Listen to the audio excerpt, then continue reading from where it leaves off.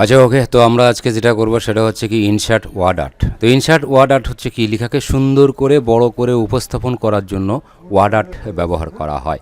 Insert মেনুতে click করতে হবে, তারপরে ওয়ার্ড আর্টে ক্লিক করতে হবে।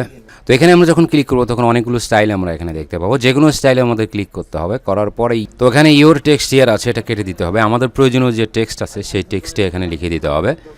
লেখার পরে আমরা যখন ওকেতে ক্লিক করব তখন কিন্তু এখানে যে ডিজাইনটা সিলেক্ট করা হয়েছিল সেটা কিন্তু এখানে চলে আসবে।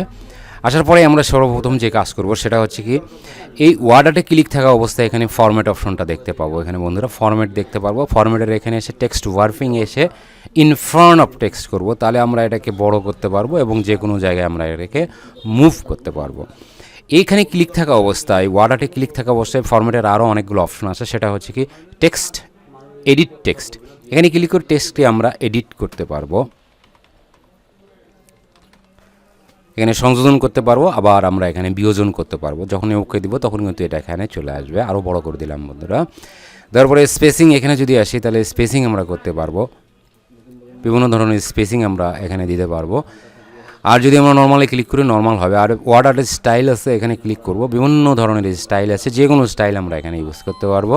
আর শেপ ফিলে আমরা যখন আসবো, শেপ ফিল থেকে আমরা নর্মালি জাস্ট কালার, যে কোনো একটা কালার এখান থেকে আমরা ইউজ করতে পারবো।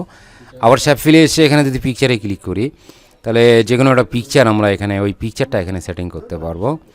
আবার যদি আমরা এখানে গ্রেডিয়ান আসি তাহলে আমরা গ্রেডিয়ান করতে পারবো।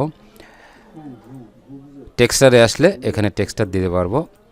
আবার যদি আমরা প্যাটার্নে ক্লিক করে এখান থেকে যে কোনো একটা প্যাটার্ন সিলেকশন করে আমরা ওকে করবো, ওই প্যাটার্নটা এখানে চলে আসবে। আউটলাইন দিলে আমরা চারদিকে আউটলাইন ইউজ করতে পারবো। আবার আউটলাইনের উইডটা আমরা এখানে মোটা করে দিতে পারবো, মোটা অথবা চিকন করতে পারবো। চেঞ্জে আসলে আমরা চেঞ্জ করতে পারবো, এরকম বাঁকা করতে পারবো, এরকম করতে পারবো। আবার যদি আমরা এখান থেকে যে কোনো ডিজাইন ইউজ করি তাহলে কিন্তু যে কোনো ডিজাইন আমরা এখান থেকে অ্যাপ্লাই করতে পারবো। শ্যাডো দিতে চাই শ্যাডো দিতে পারবো, এখানে শ্যাডো হবে, ছায়া হবে একটা। আর এখান থেকে 3D আসলে আমরা এখান থেকে জাস্ট 3D ইউজ করতে পারবো। রোটেট করলে আমরা এটাকে রোটেট করতে পারবো। তো ধন্যবাদ সবাইকে। যারা নতুন দেখছেন আমার চ্যানেলটি সাবস্ক্রাইব করবেন, আর পরবর্তী আপডেট পেতে অবশ্যই বেল আইকনে ক্লিক করবেন।